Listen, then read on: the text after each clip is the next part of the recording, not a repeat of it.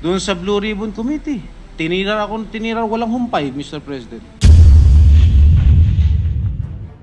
But after the caucus, what did he do?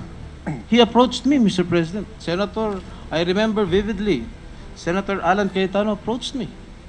And he said, pare, these were your exact words. I hope you won't deny it. Pare, you know, I feel very bad. Bakit? You've been very good to me since the very start. O alam mo, yun naman pala eh. Naging mabait ako sa'yo eh. Ba't mo ako tinitira? Sabi ko, mahirap dito sa atin. Yung mga ibang senador, ginagamit po yung hearing ng Blue Ribbon. Our own expense. Kasi, nung una ako nag-privilege speech, sinabi ko, I was also alluding to some of the senators. And that senator then was present. But he did not interpolate me. Pagkatapos, ginamit the venue para balikan ako, para tirahin ako the next day. Oh, hindi halatang kinukuha nila yung oras na yon, sinasamantala nila yung oras na yon para wasakin kami sa mata ng publiko. I wanted to maintain a good relationship to all my peers in the Senate, even those of my colleagues who betrayed my father. Lahat yan, kaibigan ko. Wala pong masamang tinapay sa akin. Laking gulat ko na lang nung lumabas itong scam na ito. Tinira-tira na ako. This is not about 2016. This is about the people's money. Yung buong institusyon po natin ay nadudurog. Ang pagtingin ng tao sa gobyerno nadudurog.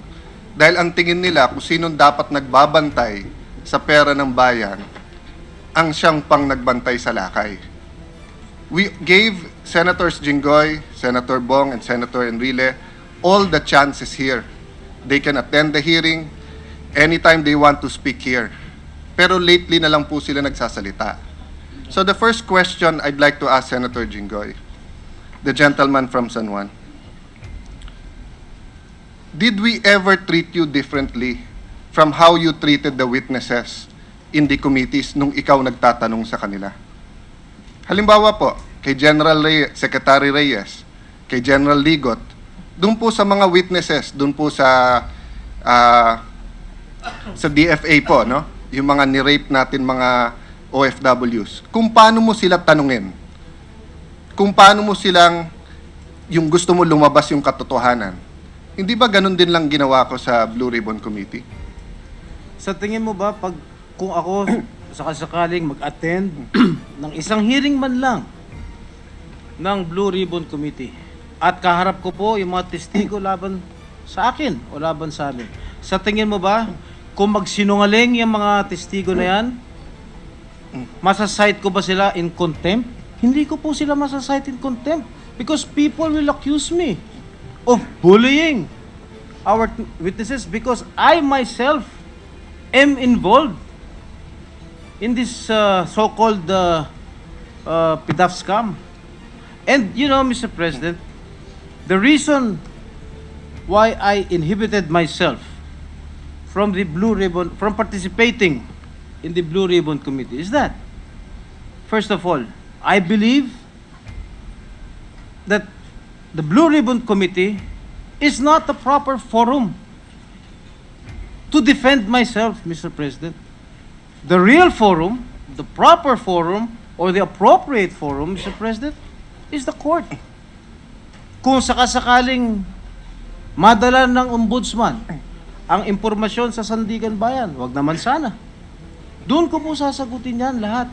Ngunit, ano po ang sinasabi ng ating mga kapwa senador? Umpisa pa lamang po nung hearing ng Blue Ribbon Committee. Kung natatandaan ko po, sana sumipot lahat itong mga nakasuhan sa PDAP. Itong si Senator Estrada, Senator Revilla at si Senator Enrile. Pilit nyo kaming pinapupunta sa hearing. And I've noticed, you were the one. Ikaw mismo, Ginoong Pangulo, ang nagsabi, sana pumunta sila rito para madepensa lang sarili nila. that is not the proper forum to defend my honor and my integrity, Mr. President. Well, Mr. President, that wasn't my question. My question was, iba ba ang pagkilos ko pagka iba ang kaharap ko at iba ba pagkilos ko ngayon? Dahil sinasabi niya, ginagamit ko tong committee na to.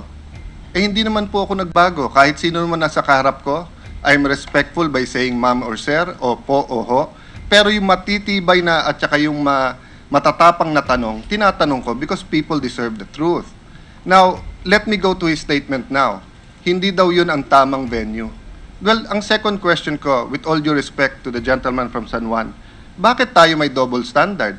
At yun din ang tanong ko sa ating pangalawang Pangulo, VP Binay. Bakit nung si GMA, sabi ni GMA, kasuhan niyo ako sa korte na lang. Ang sabi natin, hindi. Pangulo ka, magpaliwanag ka sa tao. Sinabi namin impeachment, ayaw rin niya magsalita. Pabayaan daw yung mga congressman. Magkasama tayo nagrarally nun ni Senator Jinggoy. At pareho sinasabi natin, sa Makati pa tayo nagrarally. Kasama ang dating mayor at ngayon vice president. Sabi natin, public official ka, bakit namin hihintay na sa korte yan? Sumagot ka dahil ang tao ay may karapatan malaman. So, why are we now having a double standard? So, the issue now is that sa korte kayo sasagot. And in the meantime, kami, what will we do, Mr. President? Mananahimik kami? You don't want us to make any statements? Palubog ng palubog ang Senado? Ang tingin ng marami, lahat tayo dito nagnanakaw? So, what do you want me to do, Mr. President? You want me to be quiet? I won't say anything about this? We're having a double standard here. Kung senador, sa korte na lang sumagot, pero yung dating Pangulo, ang gusto natin sa publiko, doesn't the public deserve an answer? Where did you put your pork barrel? Totoo bang kilala mo si Napoles? Totoo bang ito? You're answering now Dennis Cunanan. This is not the court, but you're answering the inconsistencies of Dennis Cunanan. What about the accusations that malapit ka kay Ms. Napoles? What about the accusations na bilyon-bilyon ay nawala? Doesn't that deserve an answer, Mr. President? Una-una, Ginoong Pangulo, I advise the good senator to just limit the discussion dito sa privilege speech ko. Wag na natin isama si Vice President Binay, si former President Arroyo sa usapin to. Wala naman silang kinalaman dito sa speech ko. Ngayon, tungkol naman sa unang tanong mo, Ginoong Pangulo, dun sa pag-imbestiga ng mga general, kay General Reyes, kay General Ligot, kay Mrs. Ligot, I never disrespected our resource persons. Yung pagkamatay po ni General Reyes, that was not my doing. That was his choice. That was his decision. I never disrespected General Reyes when he appeared during our hearing. Maybe it was another senator, not me. And even the same is true with General Ligot and Mrs. Ligot and all the resource persons present. I just wanted to ferret out the truth in what really transpired during their tenure, Mr. President. And in fact, that hearing I can attest. I made to believe that hearing was in aid of legislation. Eh, nangyayari po ngayon, dito sa Blue Ribbon Committee, lahat yung mga gustong tumakbo, nagpapasikat at our own expense. Remember, Mr. President, noong pagkatapos ng unang hearing o dalawang hearing, naalala ko, nandun po si Senate President Drilon. Nagkaroon tayo ng caucus mismo sa loob ng Senate Lounge. Ano sinabi ko? Mr. President, pwede bang magsalita rito sa caucus natin? The Senate President gave me a chance to talk. Ang sabi ko, mahirap dito sa atin. Yung mga ibang senador, ginagamit po yung hearing ng Blue Ribbon. Our own expense. Kasi, nung una ako nag-privilege speech, sinabi ko, I was also alluding to some of the senators. And that senator then was present. But he did not interpolate me. Pagkatapos, ginamit the venue para balikan ako, para tirahin ako the next day. Doon sa Blue Ribbon Committee. Tinira walang humpay, Mr. President. Kaya po ako nagsalita nung caucus natin. Dahil may mga ibang senador, kako, na gustong gamitin ang Blue Ribbon Committee hearing to further their political interest. Nag-grandstanding eh. Halos lahat kung napapansin ninyo. Wala nang ibang inatupag. Kundi parang gusto na nila i-coach yung kanilang, yung mga resource persons present noon. Banggitin nilang Estrada, Revilla, Enrile. Meron pa nga nagtanong na isang senador, sino inakyatan mo sa 6th floor? Si Sexy ba o si Tanda? Mga ganun ba? Ano klaseng tanong? Ano ba ibig sabihin nun? O di ba nagpapasikat lamang po? Para lamang mapahiya kami ni Senator Enrile? Hindi halatang kinukuha nila yung oras na yon, sinasamantala nila yung oras na yon para wasakin kami sa mata ng publiko. Yun po ang hindi ko po matanggap. And I've always been saying, even to Senator Cayetano, when I blurted out in that caucus, sinabi ko, I'm referring to you, Mr. Senator. Ikaw, tinuro ko pa siya. But after the caucus, what did he do? He approached me, Mr. President. Senator, I remember vividly, Senator Alan Cayetano approached me. And he said, pare, these were your exact words. I hope you won't deny it. Pare, you know, I feel very bad. Bakit? You've been very good to me since the very start. O alam mo, yun naman pala eh. Naging mabait ako sa'yo eh. Ba't mo ako tinitira? You know, I have a role to play. Anong role? Anong role? Porkit majority floor leader, role to play na. Pwede mo na kaming banatan, siraan. I've been very good. Ako, nakikisama ako sa lahat ng aking mga kasamahan dito sa Senado. I've been telling you that, Mr. President. I've been telling Senator Alan Peter Cayetano about it. Since 2004, I wanted to make sure, when I became a senator, I wanted to maintain a good relationship to all my peers in the Senate, even those of my colleagues who betrayed my father. Lahat yan, kaibigan ko. Wala pong masamang tinapay sa akin. Laking gulat ko na lang nung lumabas itong scam na ito. Tinira-tira na ako. Tinira-tira si Senator Enrile, tinira-tira si Senator Bong. Wala naman po akong ginagawang kasalanan sa kanila. Masyado na pong personal to, Ginoong Pangulo.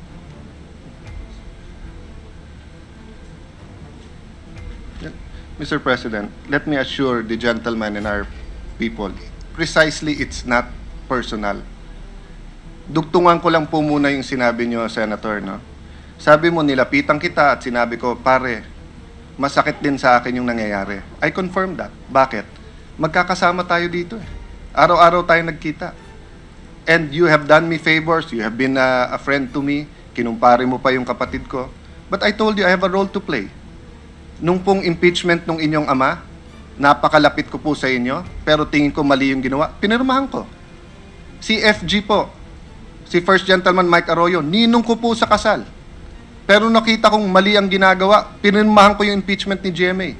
Kaya pinapaliwanag ko sa iyo na pare, pasensya ka na. Kahit personally kaibigan kita, hindi ako pwede magbago ng role ko dito sa Senado just because magkaibigan tayo. Kaya sabi ko, di ba, pag kayo sumagot, pagbibigyan namin lahat. Mr. President, remember, hindi po sila sumagot kaagad. Kung sila po ay sumagot at naniwala ang tao sa sagot o logical yung sagot, wala tayong problema eh.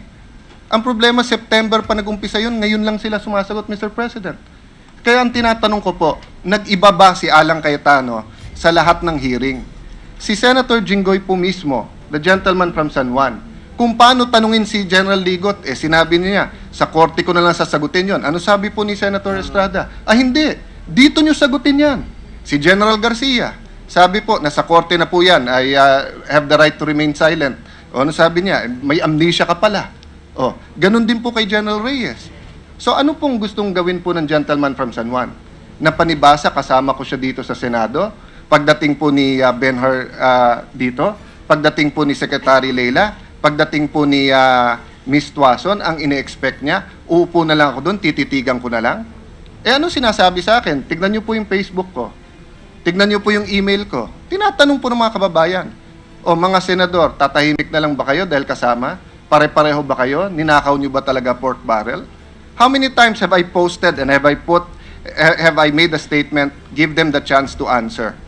So let me go to the next point, Mr. President. If I may explain, with your Go ahead, permission, Mr. President. Doon po sa una niya sinabi na pumirma siya sa impeachment laban sa tatay ko.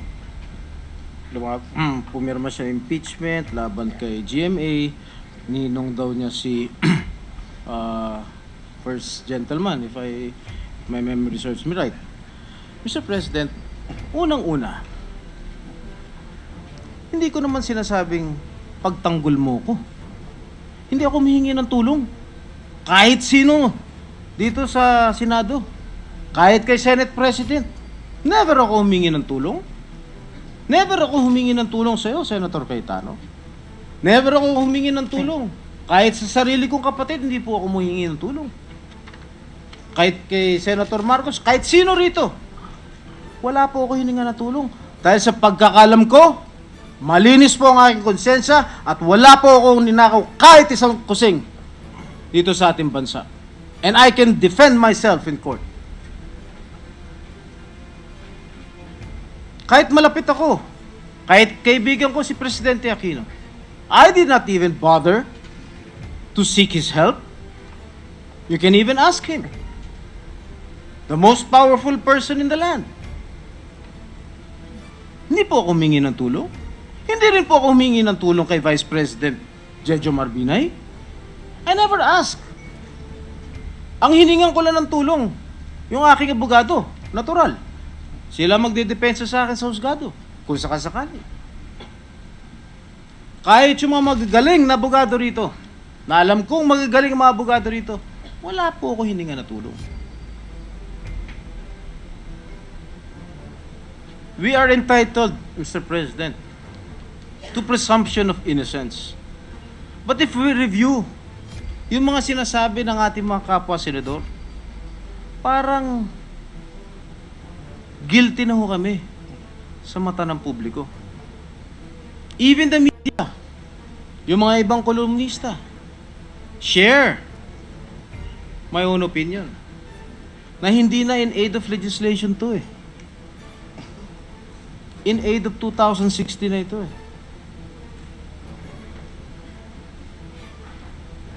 Please, Thank you, Mr. President. Mr. President, inanggit ko po yung pagpirma ko sa impeachment kay President Estrada, President Arroyo, yung pagsasalita ko dito. Nung ginawa ko po yun, hindi pa popular ang pag-impeach kay President Estrada. In fact, hanggang pag-alis niya, napaka-popular pa rin niya sa masa. Nung ako po'y pumirma kay President Arroyo, hindi pa ganun kapopular yung pagpapaalis sa kanya. Ha? Grabe pa rin ang suporta niya during that time. So gusto ko lang po ipakita na hindi po totoo na pagpapasikat ang ginagawa natin dito. This is the search for the truth. Kaya lang may double standard nga. Pag yung ibang witness nandyan, walang presumption of innocence. Pag ibang witness nandito sa Senado, baliwala sa atin mga senador pag sinabing trial by publicity. No? That's why I will go to my next point, yung sinasabing trial by publicity. But let me communicate this to the good senator, the gentleman from San Juan, Mr. President. Oo nga po, hindi ka humingi ng tulong sa akin. Pero binabanatan mo naman kami pag ginagawa namin trabaho namin. Di ganun din yon. Parang humingi ka ng tulong sa amin, Mr. President, na parang sinasabi nyo, tumahimik na lang kayo. Kasi ang trabaho ko, bilang isang anti-graft advocate, bilang isa sa good governance, kahit anong issue ng graft and corruption na lumabas, magsasalita ako. Nung dati, tuwan-tuwa si Vice President, nasalita ako ng salita, tumatawag pa yun. Sasabihin pa niya, banatan mo iho. Tama yan, tanungin mo. Ngayon na siya tinatanong ko, banat lang daw ako ng banat, tanong ako ng tanong. So, Mr. President, you are taking it against me that in the hearings I participated. You are taking it against me na sa media, nagsasalita ako. And isn't that asking for help? So, if you're not asking for help, Mr. President, Why are you taking it against us that we're doing our job? The only thing I did is to treat you like how we treat anyone else, not to give you special attention because you're a senator. So are we saying now, Mr. President, you want me to give you special attention? No, Me to be quiet? No. I'm not. Well, why are telling you, to do that. if that's the case, Mr. President, then bakit pag sa iba nating ginawa, hindi mo sinasabing Teka. nagpapasikat, pero ngayon papasikat may 2016 pa. Ikaw, Ginoong Pangulo, Mr. President, pag ikaw naman nagpapa-interview sa media at binabanatan mo ang kapwa mo, Senador, natural lang, bilang isang colleague, o bilang isang naakusahan, o bilang isang pinatutukuyan sa iyong mga interview sa media, natural lang, nasasagot ako. Kailangan ko i-depensa ng sarili ko. Ano ako, mananahimik na lang? Uupo na lang at magdadasal? Hindi naman ako ganun. If you want to choose your battle, I will give you your battle. Oh. I agree. But I'm saying is that you did not stop there eh. What do you mean I Pareho did not kayo stop ni there? Vice What do you, President no, na- I disagree. What You do you did mean not I stop did not there. stop I there? will answer it, Mr. President. Can we have order, please? Order. Mr. President, this is what I mean that he didn't stop there. First of all, everyone knows na nung lumabas yung Napoles issue, they kept quiet. And lahat tayo nagsuffer. I did not keep quiet, Mr. When we Senator. started, well, you had blanket denials. Sinabi mo lang, kilala ko yan, pero wala. Politika lang yan, etc. Until now, you have not answered magkano sa pork barrel ang nilagay mo doon. Na-deliver ba yan o hindi? Ghost ba yan o hindi? So, but let me continue, Mr. President. You did not stop there by just answering the issue. You are accusing me, and you were accusing me kanina that I'm using this for 2016. I stand firm by my So, statements. so you went beyond than just answering. No. You want special treatment, Mr. President, No, because anyone who stands here na colleague mo at sasagot, Mr. President, at magbibigay ng opinion, kung laban sa kanila opinion, ang tingin niya, ginagamit lang for 2016. Pero kung siya magtatanong kay General Ligot, kay General Garcia, kung si Vice President gaganunin si Delphine Lee, at tama na ganunin niya si Delphine Lee. Pero pag si Jinggoy Estrada ang ginanon niya, 2016 din ang ginagawa ni Vice President. Pag nagsalita siya laban sa inyo. Ganun ang suma, Mr. President. But let me go to the next point. Sabi po nila trial by publicity. Is there trial by publicity? How can there be trial by publicity? Wasn't it filed in court? Are you saying, Mr. President, anyone accused in the country, kapag ka nagkaroon ng press release o ang DOJ nagkaroon ng press con, o kaya kung ang hearing naka-live, is that already trial by publicity? Because, Mr. President, let me state for the record, my understanding of trial by publicity is that nililitis mo sa media pero hindi mo pinapailan ng kaso. Hindi mo nilalagyan ng COA report. Hindi ka nag-hearing sa Blue Ribbon.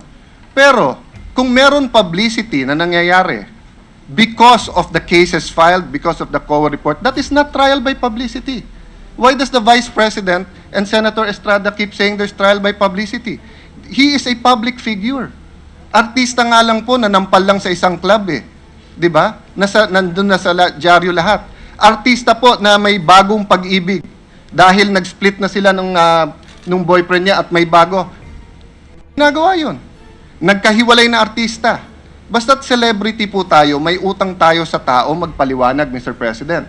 So nung lumabas yung COA report na bilyong-bilyong pisong nawawala, hindi ba dapat sagutin natin? So may I know from the gentleman from San Juan, why he's accusing everyone, even the media, for trial by publicity, when in fact he is a public figure? These funds are funds allocated to his office. Do people not deserve an answer, Mr. President? Una-una, Ginoong Pangulo. If I may. Ano ba nangyayari ngayon? Hindi ka naman bulag, Senator Cayetano. Nagbabasa ka naman ng dyaryo araw-araw. Nakikinig ka naman sa radyo araw-araw. Meron kang internet, meron kang Facebook. Ako, wala ako nun. Wala naman akong...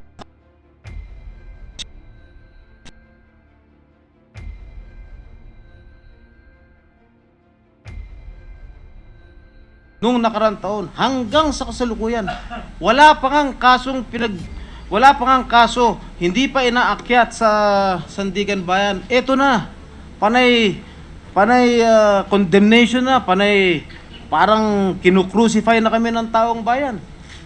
Of course, tapos, dadagdagan pa ninyo rito sa Senate Blue Ribbon Committee, dito sa Senate. Para na kaming, ika nga mga magnanakaw na tuluyan. Parang katulad nga ng sinabi ko sa akin talumpati, we have been the epitome of corrupt public officials in their desire to convict us. Halos lahat na. Yung public opinion, masama kami. Eh, ano pang ginagawa? Eh, di ba trial by publicity lahat yan? Hindi pa nga kami, wala pa nga kaming benefit sa husgado. We have not been given a day in court. Pero ano na lumalabas sa mga dyaryo? Magnanakaw si Enrile, magnanakaw si Estrada, magnanakaw si Revilla. Ganun po lumalabas. Tapos pinalalabas nyo rito, ang yayabang nyo, nag-standing kayo rito. Ano ba naman yan? Hindi pa ba trial by publicity yan? Mr. President, let me reiterate. Trial by publicity is when you are being accused in the media, in public, and you want to be tried there and not in the courts. Eh may final na po na kaso sa ombudsman. Pangalawa po, lahat ng pagkakataon para sila'y sumagot and for them to sway public opinion to their side ay nasa kanila. Pangatlo po, magkasama po kami ni Senator Jinggoy. Magkasama kami ng Vice President, nagmamarcha sa kalye at sinasabing GMA sumagot ka. So ibig po ba sabihin natin ngayon, yung ginawa natin noon, trial by publicity yon? Araw-araw tayo na sa television noon, fertilizer scam, paggamit ng PhilHealth sa 24 election, Hello Garci. Araw-araw po tayo noon. O let's move back to more recent events. Sandali lang, Mr. President. Mr. President, let me just finish this line, no? Gaano po kadalas si Senator Estrada na nasa telebisyon tungkol sa mga taga-DFA na imbis na tulungan ang ating mga kababayan sa abroad, ay nire-rape o binubugaw pa. So, ibig niyo po ba din, yun, trial by publicity dahil may hearing ka na, may press con ka pa, may press release ka pa. Wala pa namang kaso sa kanila eh. So, that's what I'm pointing out, Mr. President. Bakit tayo may double standard? Pag ibang tao ang hinahabol at tinitira natin, hindi natin sinasabing trial by publicity. Pero pag tayo na yung akusado, imbis na sumagot tayo sa media, Mr. President, imbis na buksan natin ang ating sarili, ang mangyayari, i-accuse pa natin lahat ng trial by publicity. Put it on the record, Mr. President, he is accusing us of using this. And I'm denying that. We're not using it. I'm acting like I always act in any hearing, Mr. President. Mr. President, I still stand by my statement that we are being tried by publicity, Mr. President. We have already been judged as guilty by Sir- our people. Mr. President, Yes?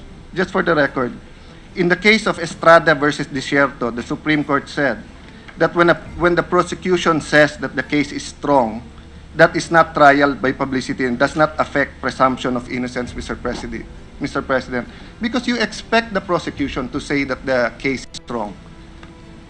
So why are we being taken at fault? We are all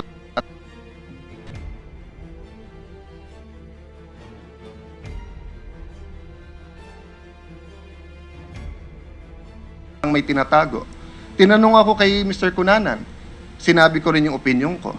Di ba? Hindi na nga ako nagtanong nung huling beses kasi nakita ko nga may inconsistencies. Baka hindi ka nagtanong dahil nahihiya ka na. Hindi, Mr. President. Nandito po ako noon at hindi po ako nahihiya kasi tama ang ginagawa ko. Ang dapat po mahiya, yung mali ang ginagawa nila. Yung tama ang ginagawa, wala dapat ikahiya, Mr. President. So let me go to the next point. Excuse me, Mr. President, if I may. Ikaw ba, tama ba yung mga tanong mo nung nakarang hearing? You're capitalized on always mentioning tanda and sexy. Sir Yan ba, President, pagtatanong ba yun o pangungutya na sa amin ni Senator Enrile? Mr. President, Okay lang, kung sexy, walang problema. Oh, Sir President, I think mali po ang napanood ng Ginoog na galing sa San Juan. Tinanong ko po kasi sila dahil ayaw bigay ni Secretary Leila, ayaw po pasalitay ng pangalan. So tinanong ko, may code ba kayo, may nickname kayo, etc. Sinabi meron, binigay yung pangalan. Katabi ko po si Senator Escudero. Sabi sa akin ni Senator Escudero, tanungin mo kung sino yan. Ni wala akong malay, yung tanda, with all due respect, no, napaka, ano naman po, because meron po tayong senior senator dito. Pero yung sexy, etc., no offense, Senator Jinggoy, I wouldn't think that that's you, eh. No? Okay. No, I thought it was a woman. Order, please, order. Mr. President, order. I mean, I know you're an action star, I know maraming may crush sa'yo, etc. But sa akin kasi, pag sinabing sexy, babae ang isip ko, wala namang nababanggit na babaeng senador sa lahat ng to. No? So, if you review the tapes, Mr. President, kung babalikan mo yung hearing na yon, after that, ang tinanong ko lang, anong floor, etc. I did not capitalize, even sa media, hindi ko na inulit yung nicknames na yan or anything. So, you know, I know it is an emotional issue for you, Mr. President. And for the record, Mr. President, I went up to Senator Enrile and apologized because I did not think it was fair to him yung if Senator Enrile remembers that. But hindi po ganun yung pangyayari. Yung pagkakwento po ni Senator Estrada, hindi ganun. Tinanong ko, may code name ba kayo? May nickname dyan. And then pagkatapos, nung binulong sa akin, tanungin mo ko sino yun, tinanong ko. Then I stopped there, Mr. President. Hindi na ako, baka ibang senador yung nagtanong nun, pero hindi na ako yung nagtanong nun. Mr. President, alam ko hindi naman matalino na naman itong kasama kong majority floor leader eh. Bago naman lumabas yung bago yung committee hearing na yan, kung saan nagsabi ka ng tanda at sexy, lumabas na sa mga pahayagan yan eh. Meron pa nga daw sinasabing diary na si Pogi, si Tanda, si Pogi, si Senator Revilla, si Tanda, si Senator Enrile, ato ko raw, si Sexy. Pwede bang hindi mo malaman yun? Dati, nung magkakasama tayo dito, sobra taba ko eh. Nung pumayat ako, natural lang naging sexy ako. Yun din naman sinabi ni, ni Ben Harloy. Ngayon, hindi mo akalain na sexy ako. Hindi ko po akalain na sexy ka. Hindi ko akalain na yun ang code o nickname allegedly sa inyo. But having said that, I'm speaking the truth, Mr. President. I did not know that. But let me go to my last two Ngayon, points. alam mo na sexy ako. Physically. Sexiness is like beauty. It's in the eye of the beholder, Mr. President. Mr. President. Order, please, order. Let me go to the next point, special court. May I ask the good gentleman if he has heard my whole proposal or ang akalain ba niya ay ang proposal ko para sa PDAF lang?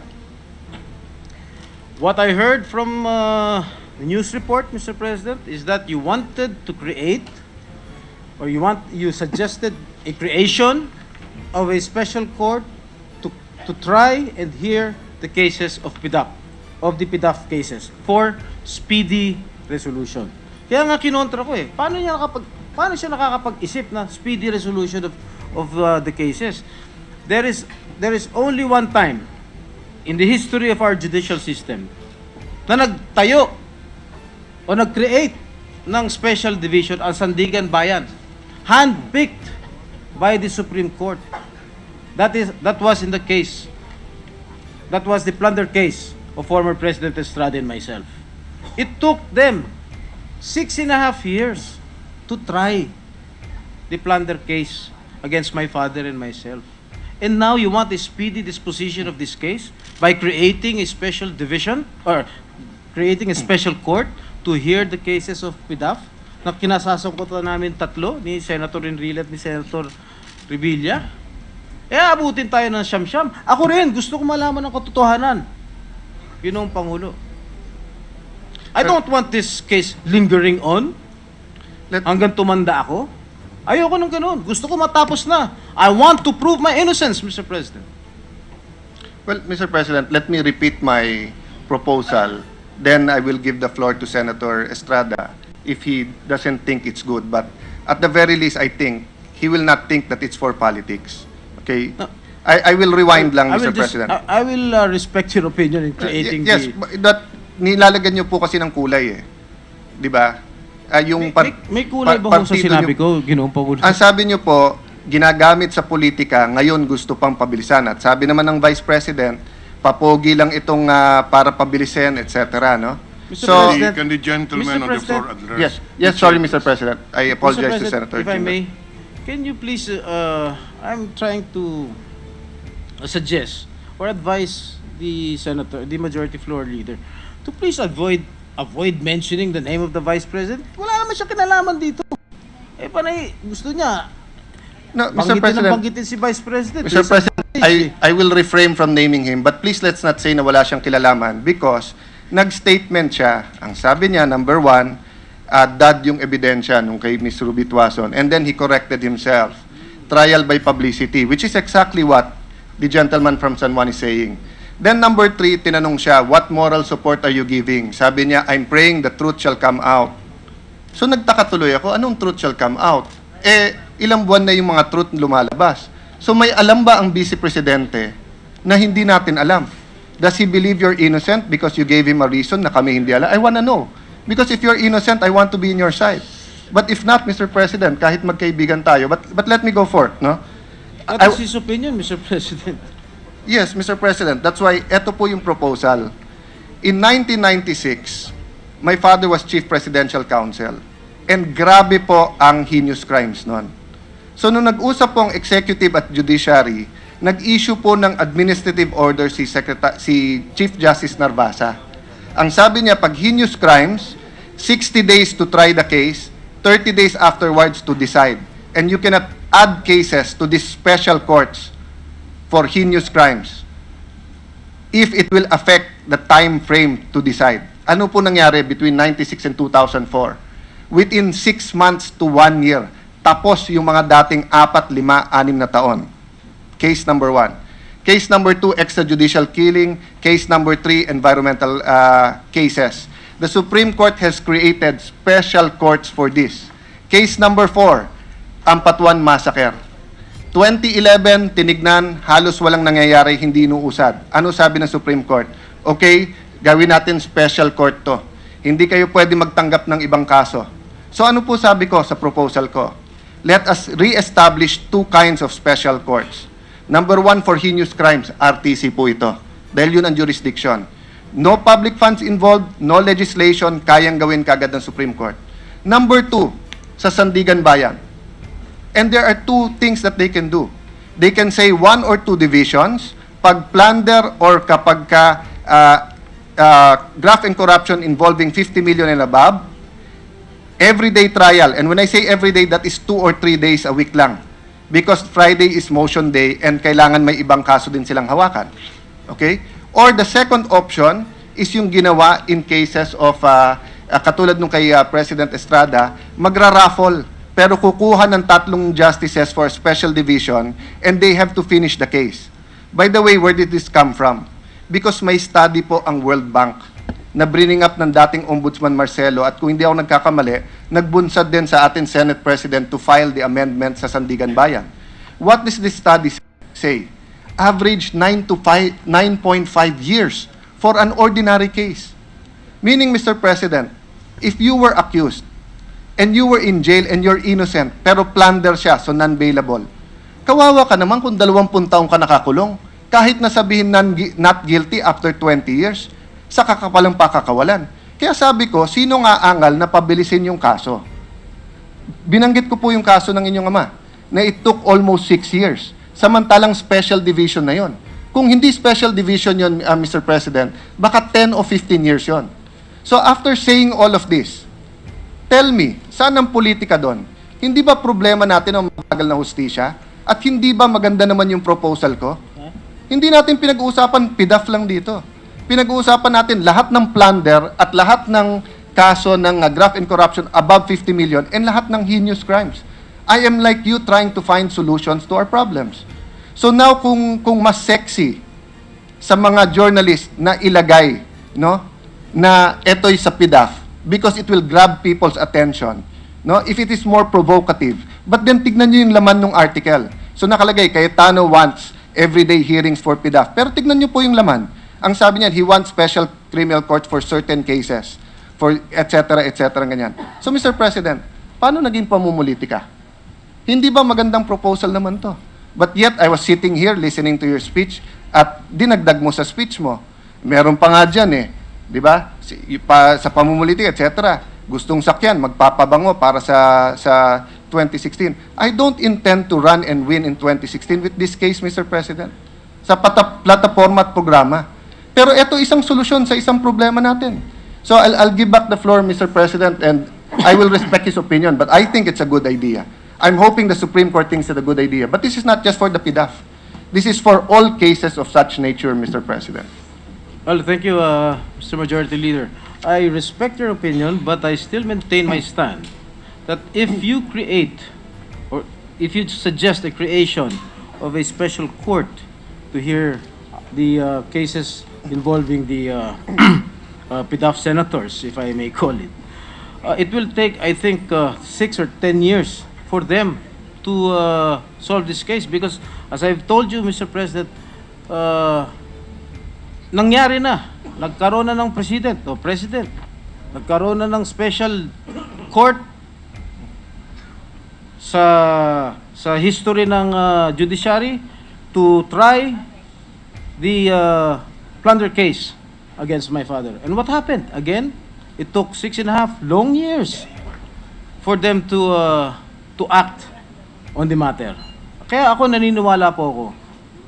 I hope you respect my opinion, Mr. Senator, or Mr. Majority Floor Leader, na itong mga special courts, o special division na gusto mong imungkahi, this will not help. I mean, this will not help speeding up the disposition of cases. And that's my own opinion. I'm sorry, I'm not a lawyer like you are. You are a brilliant lawyer, I suppose, Mr. President. But that is my opinion. I respect your opinion, Mr. President. And I'm glad you have categorically said that you will run for the presidency. And that bolsters my belief na talagang yung mga nag-aambisyon dyan ng mga senador, yung mga re-electionista, talagang ginagamit lang itong forum natin para sa kanilang personal na interes sa Ginoong Pangulo. Mr. President, I have not declared that I'm running for president. I have simply stated the obvious, that each senator, each barangay captain, each vice president, each congressman wants to be president someday.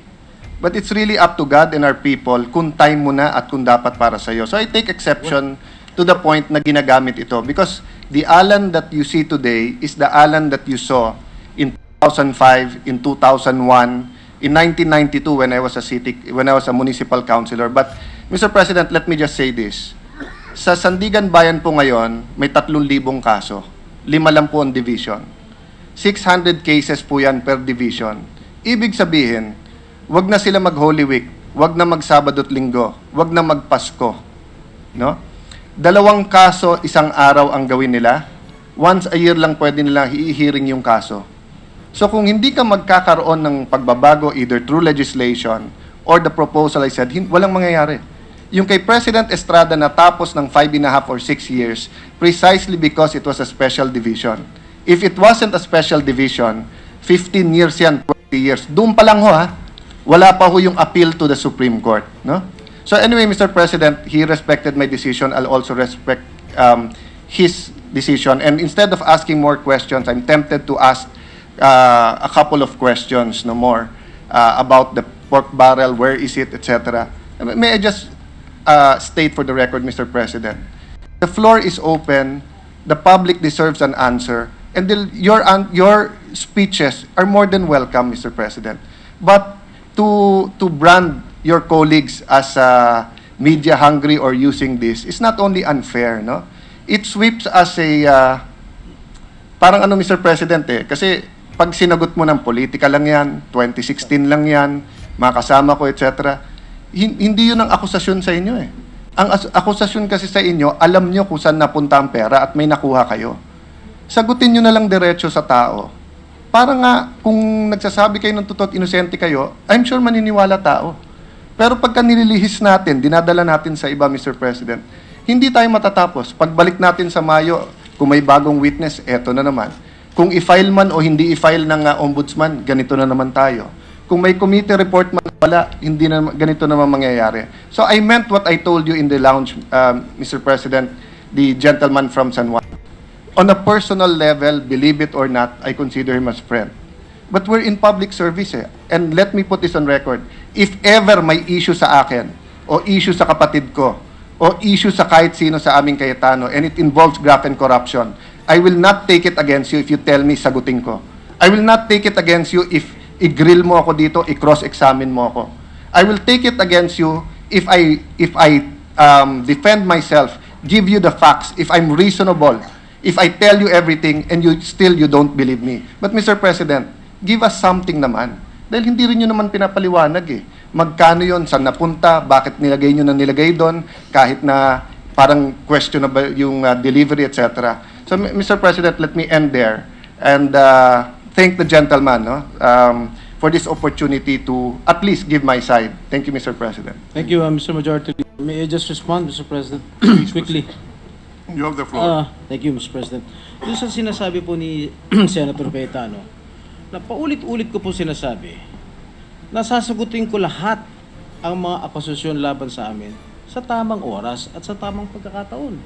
Hindi po ito yung tamang pagkakataon. Hindi po ang Blue Ribbon Committee ang tamang venue. The proper forum is in the courts, Mr. President. At saka yung sinasabi mo, magkano nakuha, saan nalagay, bakit para endorso sa isang medyo, nandun na po yan sa counter affidavit ko na final ko po sa ombudsman. That is a public document. You can search for it, you can get a copy, you can request from the ombudsman. No problem with me. Sinagot ko na po lahat yan. But I will not defend myself here. I will defend myself in the proper court, Mr. President. Thank you, Mr. President. Thank you. Thank you. Mr. President, Senator Enrile. Enrile. The Minority Leader, Senator Senator Enrile. Enrile wishes is to be recognized. Mr. President, I just want to make a manifestation. A while ago, before the opening of the session, the chairman of the Blue Ribbon Committee, Senator Gingona, wrote me a letter to asking me if I have any document or material that I want to be inserted into the record of the Blue Ribbon proceedings. So I instructed my staff to submit to the Blue Ribbon Committee my affidavit, counter affidavit, because that will explain everything that I should have said here if I were in the hearing of the Blue Ribbon Committee. Because precisely I did not make any statement up to now regarding the case, because as a lawyer, I have my own strategy in defending myself. This involves my freedom. And I've been in trial all my life. As a lawyer, I know what I'm doing. So anyone who is interested to find out my view about the whole case, point by point, then they are welcome to read my counter affidavit. Thank you. Thank you, Senator Enrile. The Majority Leader is recognized. Sir President, I'd like to thank the gentleman from San Juan for the gentlemanly gesture of coming over, and we shook hands. I am asking him now where I should refer this privilege speech, because precisely the Blue Ribbon Committee is part of his speech. And as chairman of the Committee on Rules, I cannot also refer to the Committee on Rules because I am part of his speech.